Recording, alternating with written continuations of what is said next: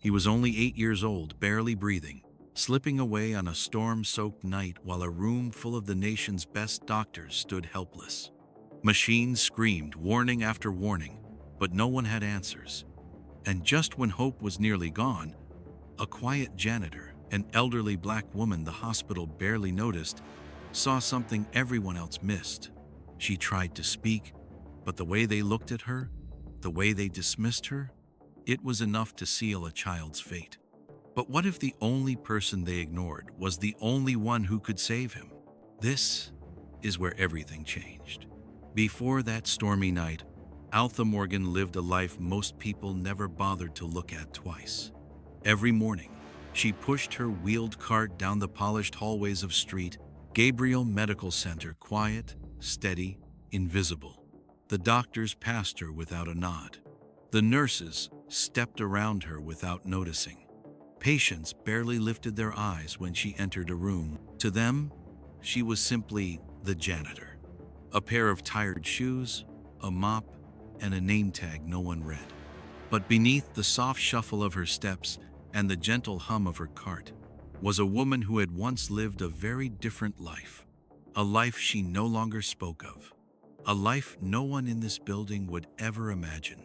She kept her head down, kept her voice calm, and kept her past neatly folded away like the old leather pouch she never traveled without. Her nights were predictable.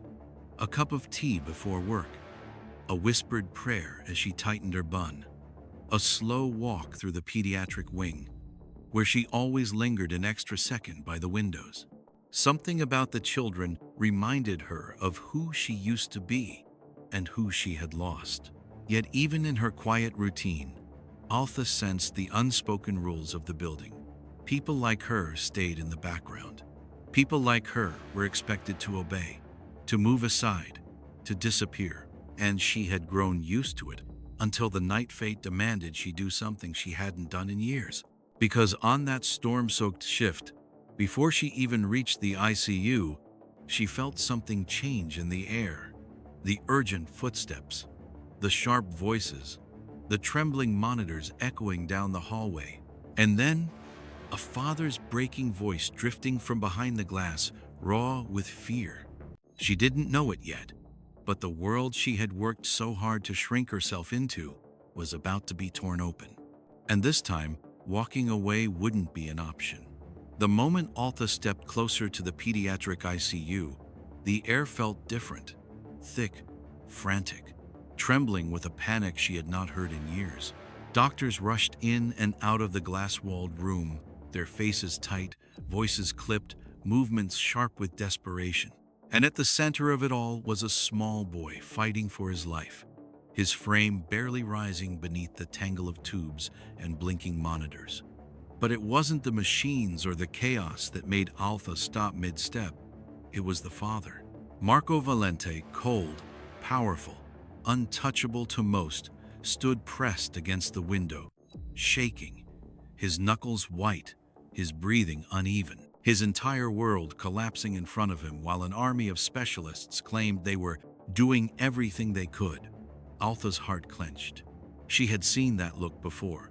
The helplessness, the terror, the quiet pleading that comes when power means nothing and fear means everything. She watched as Dr. Benton, tall, polished, and dripping with quiet arrogance, barked orders like he was directing a machine rather than a team. He didn't notice the boy's worsening condition, the twitch of the fingers, the mottling rash returning in faint waves. He didn't see the patterns. None of them did. And then, as a resident rushed past her with a stack of freshly printed vitals, Alpha caught one single detail, printed in fading black ink: fever cycles. Her stomach flipped. Her chest tightened. It couldn't be. Not here. Not again. She stepped toward the conference room, her pulse thudding in her ears. She tried to keep her voice steady as she gently offered what she saw. But before her sentence even formed, the laughter hit her sharp, dismissive, cutting straight through her humanity. A janitor giving a medical opinion? A black janitor daring to speak in a room of real professionals. They didn't hear her. They didn't see her. They only saw the uniform, the skin, the role they assumed she belonged in. One resident smirked openly. Another rolled his eyes. A third muttered something under his breath that made the others chuckle. Benton didn't laugh, but his glare was colder than any insult. He waved her away, like a mistake someone forgot to mop up. And when security took her by the arm, guiding her out with gentle embarrassment, she felt the sting of a humiliation she had lived with her entire career. The hallway felt colder, smaller, but the boy's symptoms echoed inside her with terrifying clarity. She had seen this illness before, and she had saved a life once because she recognized what no one else saw. Her pulse hammered as she steadied her cleaning cart. She could walk away, let the professionals handle it, let the child slip further from the edge, while she pretended she hadn't noticed. That's what they expected.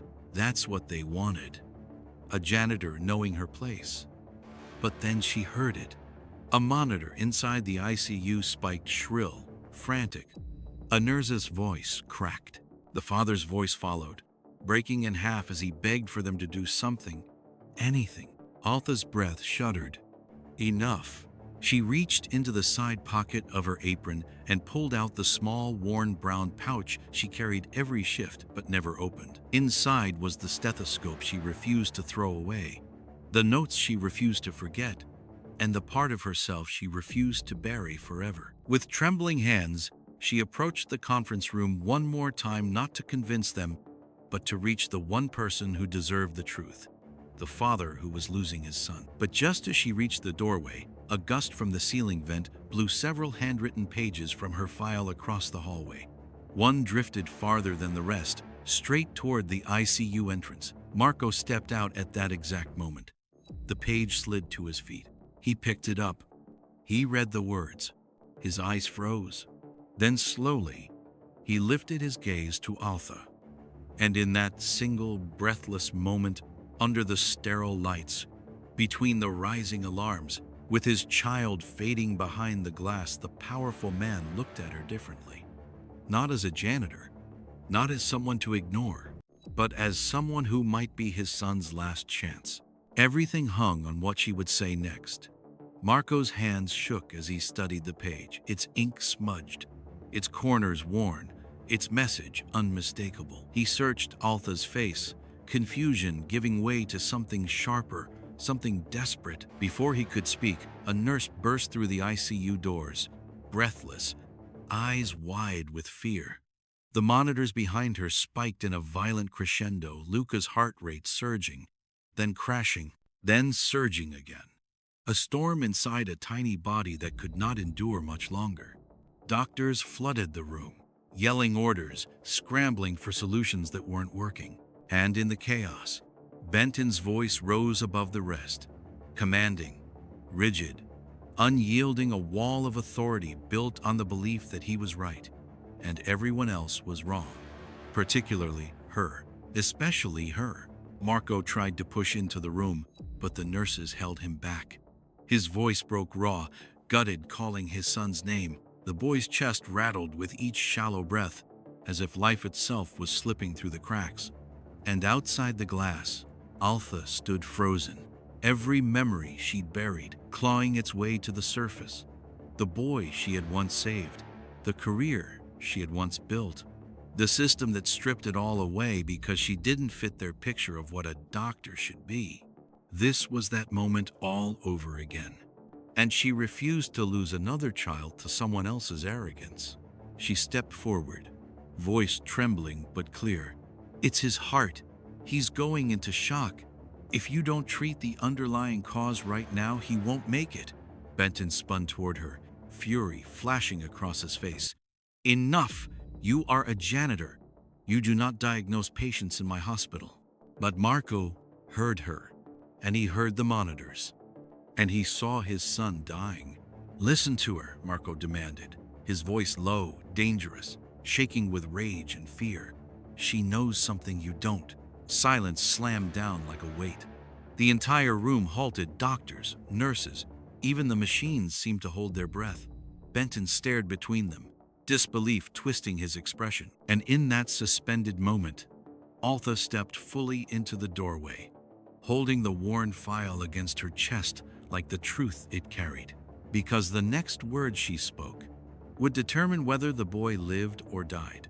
When the final decision was made and the treatment finally began, the room shifted from chaos to trembling hope.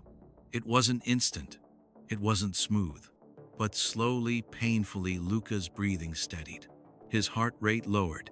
The violent storm raging inside his small chest calmed just enough for the staff to exhale.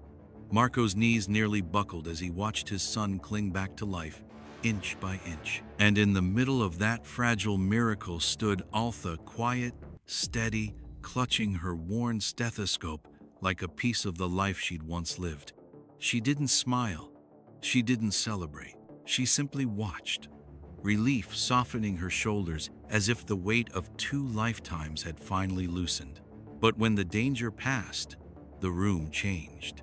The same doctors who mocked her moments earlier stood in stunned silence. Some avoided her eyes. Others stared as if seeing her for the first time, not as a janitor, not as someone to move aside, but as the woman who saved a life they were moments away from losing. Benton, rigid and pale, said nothing at all. Sometimes silence is its own confession. Marco approached her, gratitude breaking through the exhaustion in his face. But before he could speak, she shook her head gently, not out of dismissal, out of humility, out of a lifetime spent knowing how quickly respect can vanish the moment it's inconvenient. Because the truth was undeniable. She shouldn't have needed courage to be heard. She shouldn't have needed proof to be believed. And a little boy shouldn't have needed to nearly die for people to recognize the expertise she carried. This wasn't just about one child, one hospital, or one night. It was about a world where brilliance is overlooked because it wears the wrong uniform, where experience is dismissed because it's wrapped in the wrong skin, where lives are risked simply because someone refuses to look past their own bias. So the question isn't whether Luca survived.